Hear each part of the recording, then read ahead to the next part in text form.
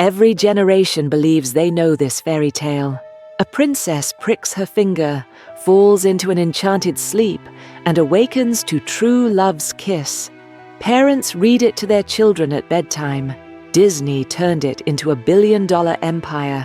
And little girls dress up as Aurora every Halloween. But what if I told you that the story we've sanitized for our daughters contains one of the most horrifying acts ever committed to paper? What if the beautiful princess wasn't awakened by a kiss at all? The truth about Sleeping Beauty doesn't begin with Disney in 1959, or even with the Brothers Grimm in 1812. It starts in the shadowed corridors of 17th century Italian literature, where a man named Giambattista Basile recorded something far too disturbing to ever appear in a children's book. This wasn't a love story. It was a nightmare dressed in royal clothing. The version they don't want you to know, in 1634, Basile published a collection called Pentamerone, and buried within its pages was Sun, Moon, and Talia. This is where our princess first appeared. Though her name wasn't Aurora or Briar Rose, she was Talia, and her story would make your blood run cold. Picture a grand Italian estate where a wealthy lord has just welcomed his first daughter into the world. Astrologers and wise men gather around the infant's cradle, reading the stars, interpreting signs. Then one of them goes pale. He sees death in her future, not from disease or accident, but from something absurdly specific, a splinter of flax. The father, desperate to protect his daughter, issues a decree. Every piece of flax, every spinning wheel, every thread of linen must be banished from the kingdom. He believes he can outwit fate itself. Years pass. Talia grows into a beautiful young woman. Her father's paranoia, a distant memory. Then one day, she's wandering through the palace when she encounters an old woman spinning at a wheel. Talia has never seen such a device. Curious, innocent, she reaches out to touch the dancing thread. The splinter pierces her finger, but here's where the story diverges violently from what you know. Talia doesn't fall into a magical sleep that can be broken by true love. She dies, or appears to. Her body goes completely rigid, her breath stops, her heart seems to cease beating. Her father, overcome with grief and unable to face burying his beloved daughter, makes a choice that sets the horror in motion. He seats her upright in a velvet chair inside a locked room of his remote country estate, then abandons the palace entirely, leaving her body behind like a beautiful statue in a forgotten museum. Time passes, dust settles on the furniture, cobwebs stretch across doorways. The estate becomes a local legend, a haunted palace where nobody dares to enter, until a king comes hunting in those woods, the king who wasn't a prince. Now, every sanitized version tells you about a prince who awakens the princess with true love's kiss. But in Basile's original, there is no prince. There is a king, already married, who notices the abandoned estate while chasing a falcon through the forest. His curiosity piqued, he dismounts and explores. The doors have rotted off their hinges. Nature has begun reclaiming the building. And then he finds her. Talia sits in that room exactly as her father left her, preserved by whatever strange curse has claimed her. Her skin hasn't decayed. Her beauty remains perfect, frozen in time like a wax figure. The king is mesmerized. He calls out to her, no response. He touches her shoulder, nothing. He shakes her gently, still nothing.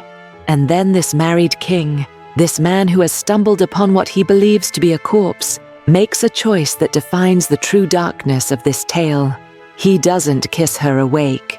What he does is far worse, something so vile that when the story was later adapted, every single version had to completely rewrite this scene. The king rapes Talia's unconscious body, then leaves her there and returns to his own kingdom. his own wife, his own life. He doesn't even know her name. She's just a beautiful object he's violated and abandoned. But the curse that holds Talia isn't death, and it isn't broken by this assault. 9 months pass while she remains unconscious in that chair, and then, still asleep, still unaware, Talia gives birth, not to one child, but to twins, a boy and a girl. The babies are born into that dusty, abandoned room with no midwife, no help, nothing but whatever remnants of magic keep their mother's body functioning. Here's where the story becomes almost mythological in its strangeness. The twins, hungry and instinctive, crawl to their mother's body seeking nourishment. One of them, searching for her breast, accidentally sucks on her finger instead. The child pulls the flax splinter free. The curse breaks. Talia wakes up. Imagine that moment. You fall unconscious, and in what feels like seconds later, you wake to find yourself a mother of twins you never knew you carried. Your body has been used, violated, transformed while you were completely unaware. You're in a decaying palace, alone except for 2 infants who shouldn't exist. This isn't a fairy tale awakening. This is body horror. The cannibal queen, but Basile wasn't finished with his nightmare. Remember that king? He eventually returns to the estate, curious about the mysterious woman. When he discovers Talia awake with 2 children, he's delighted. He names them Sun and Moon and begins visiting regularly, splitting his time between this secret family and his legitimate wife back home. His queen, however, is not stupid. She's noticed her husband's frequent disappearances, the way he returns smelling of another woman's perfume, the guilty satisfaction in his eyes. She has him followed. And when she learns the truth about Talia and the children, something inside her breaks. The queen doesn't confront her husband. Instead, she summons the royal cook in secret. Her orders are precise and horrifying. Bring her the 2 children, kill them, butcher their bodies, prepare their flesh as a meal. She intends to feed the king his own children, to make him a cannibal unknowingly, her revenge for his betrayal. The cook, confronted with this monstrous command, faces an impossible choice. Refuse, and he'll likely be executed for disobedience. Obey, and he becomes a child murderer. Instead, he makes a desperate gamble. He hides Sun and Moon with his own wife, then slaughters 2 young goats and prepares them with his finest skills, disguising the meat so perfectly that the queen believes she's eating human flesh. She serves the dish to the king herself, watching his face as he eats, savoring each bite of what she believes is his children. Eat heartily, she tells him, her voice dripping with hidden venom. You're eating what's yours. The king, oblivious, compliments the meal. The queen's satisfaction is absolute, but she's not finished. Having supposedly disposed of the children, she now wants Talia dead. She orders her brought to the palace, where she plans to burn her alive in the courtyard. Talia is dragged before the queen and told her fate. In her final moments, she asks only for the privilege of removing her fine clothes first, not wanting them to burn. The queen agrees, probably enjoying the humiliation, but Talia's stalling tactic works. Each piece of clothing she removes, she screams louder, and finally, the king hears the commotion and comes running. When he discovers what his wife has planned, what she believes she's already done to his children, his response is swift and brutal. He condemns the queen to the very fire she'd prepared for Talia, along with her secretary, who helped orchestrate the plot. Then the cook reveals the truth. The children live. They're brought forth. The king's joy is complete, and he marries Talia immediately. The story ends with a twisted moral. Lucky people, so 'tis said, are blessed by fortune whilst in bed. blessed by fortune. That's how Basile describes a woman who was raped while unconscious, bore children in a coma, and nearly had those children murdered and fed to their father. The centuries of sanitization. What happened next is a masterclass in cultural erasure. This story was too valuable to abandon entirely, too archetypal in its imagery of death and rebirth, but far too disturbing to preserve in its original form. So each generation that inherited it filed away the sharpest edges, like smoothing a jagged stone until it's safe to hold. Charles Perrault tackled it first in 1697 with La Belle au Bois dormant, The Sleeping Beauty in the Wood. He couldn't quite bring himself to completely sanitize it. In his version, a prince does find the sleeping princess and awakens her, but Perrault couldn't specify exactly how. The awakening is left deliberately vague. They fall in love, marry in secret, and have 2 children named Dawn and Day. But here's the twist Perrault kept. The prince's mother is an ogress who literally wants to eat her grandchildren. Even Perrault, writing for the sophisticated court of Louis XIV, understood that the cannibal element was somehow essential to the tale's power. He kept the cook who saves the children by substituting animals. He kept the ogress queen's attempt to murder her daughter-in-law. He just removed the rape and the unconscious pregnancy because even in 17th century France, there were limits. It took another 100 years for the Brothers Grimm to complete the transformation. In their 1812 Little Briar Rose, we finally get the version that became canonical. The princess pricks her finger on a spindle, falls asleep. The entire kingdom falls asleep with her. A hedge of thorns grows around the castle, and exactly 100 years later, a prince arrives. His kiss awakens her. Everyone wakes up. They marry. The end. Clean. Simple. Appropriate for children. Every trace of sexual violence has been erased. The rape is now a consensual kiss. The unconscious pregnancy is gone entirely. The cannibal queen has vanished. Even the jealousy subplot has been removed. What remains is a sterilized skeleton of the original, a story about patience rewarded and curses broken by true love. Disney's 1959 animated film took this sanitization even further, adding singing, dancing, bumbling fairies, and a dragon battle. The prince's kiss became the centerpiece, the ultimate act of romantic heroism.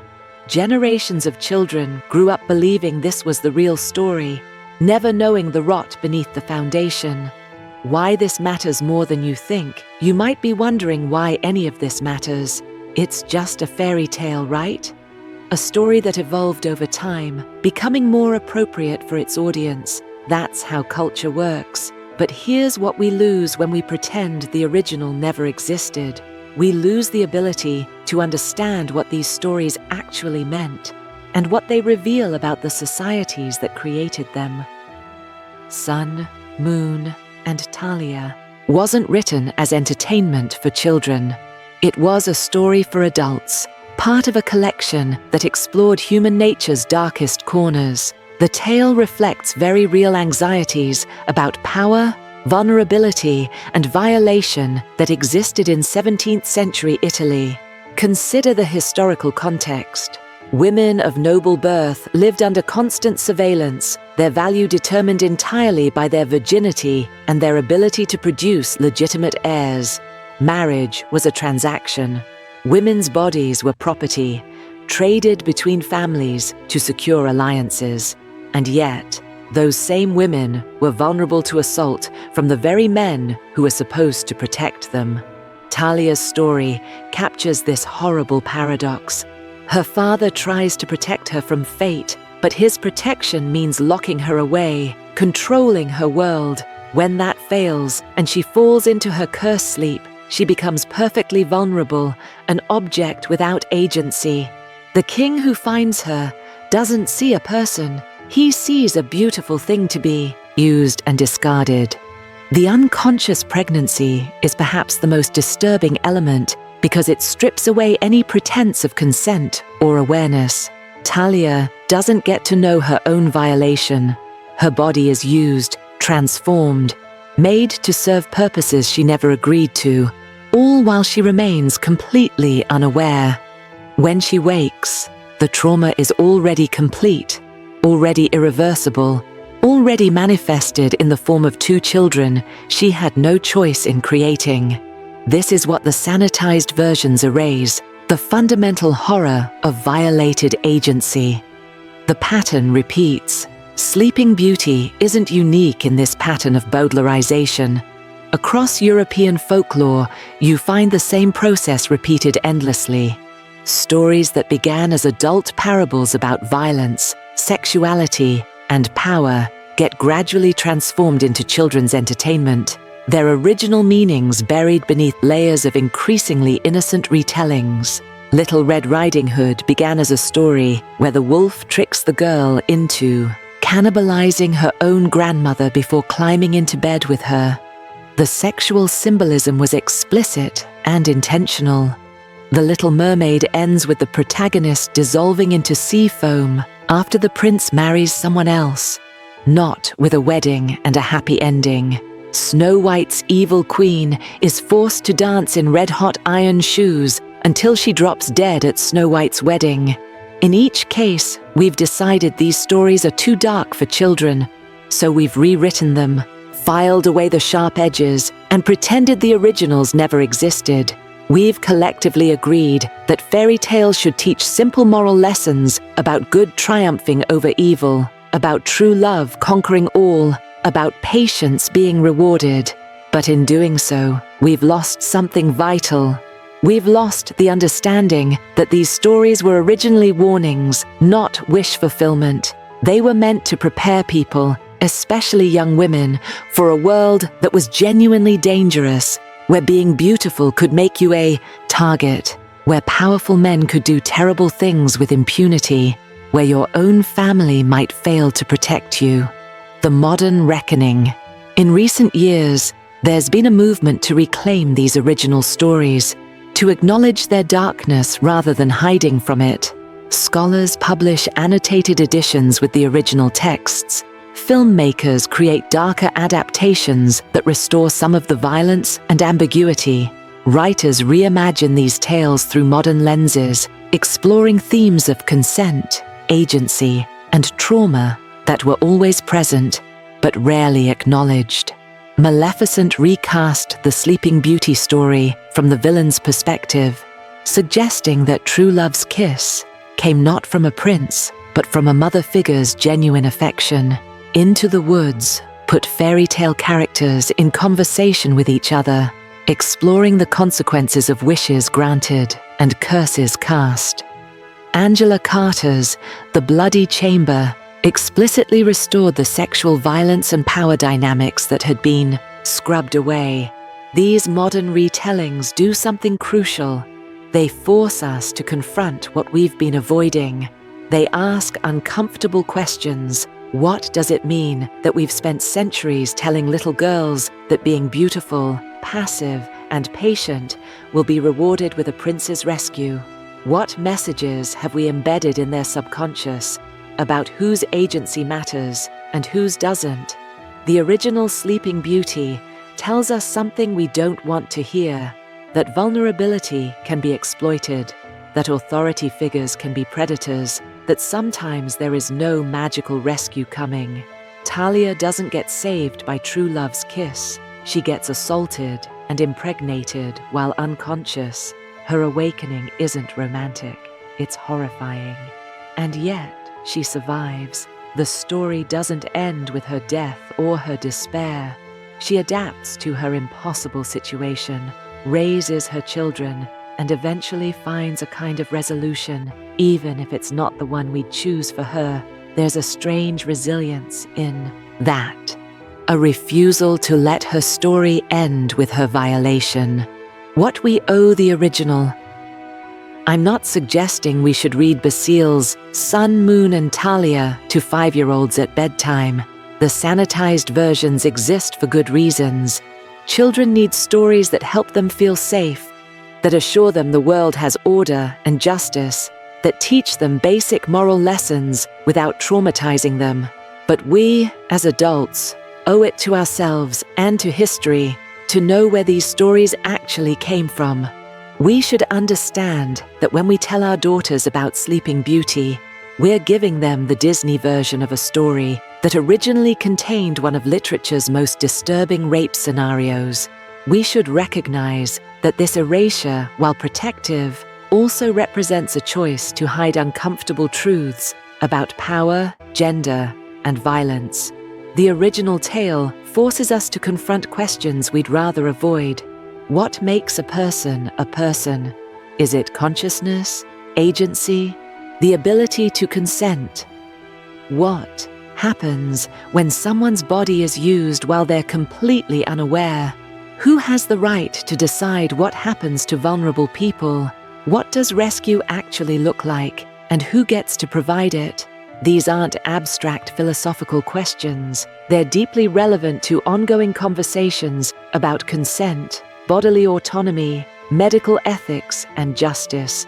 The fact that a story from 1634 can still make us profoundly uncomfortable says something important about how little some fundamental power dynamics have actually changed. The truth beneath the tale. So what is Sleeping Beauty really about?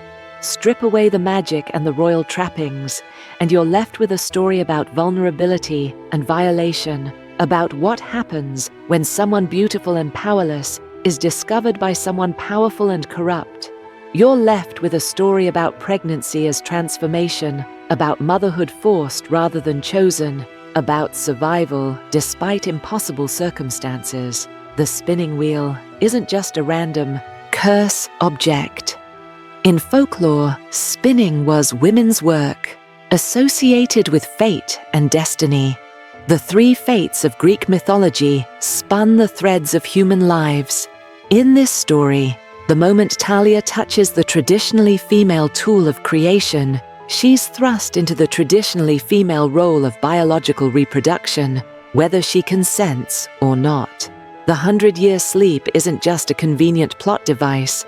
It's a metaphor for the way trauma can make time meaningless, for the way violation can separate you from your own life, for the way women's stories have been put to sleep, forgotten, buried beneath more comfortable versions. The prince's kiss in the sanitized versions isn't a neutral detail. It's a deliberate rewriting that transforms sexual assault into romantic rescue, that reframes a woman's violation as her salvation. It teaches us that the same act can be presented completely differently depending on who's telling the story and what they want us to believe. The original Sleeping Beauty is disturbing precisely because it refuses to look away from these uncomfortable truths. It presents violation without redemption, pregnancy without choice, motherhood without consent. And while Basile wraps it in the language of fate and magic, the human horror at its core remains undeniable. That's why this story endures, even in its sanitized form, because somewhere deep down, we recognize that it's speaking to something real, something dangerous, something that still happens in our world today. We just prefer the version where true love conquers all, where princesses sleep peacefully until their destined princes arrive, where evil is punished and good is rewarded. But the original story knows better. It knows that sometimes there is no prince, only a predator. Sometimes there is no magical sleep, only violation. Sometimes there is no happy ending, only survival. And perhaps that's the most disturbing truth of all. Not that this story existed once upon a time, but that it still resonates today because the dynamics it describes, the violations it depicts, the power imbalances it explores, they haven't been banished to history. They've just been rewritten into more palatable forms. The real curse of Sleeping Beauty isn't the one that put Talia to sleep. It's the one that convinced us the sanitized version was the real story all along.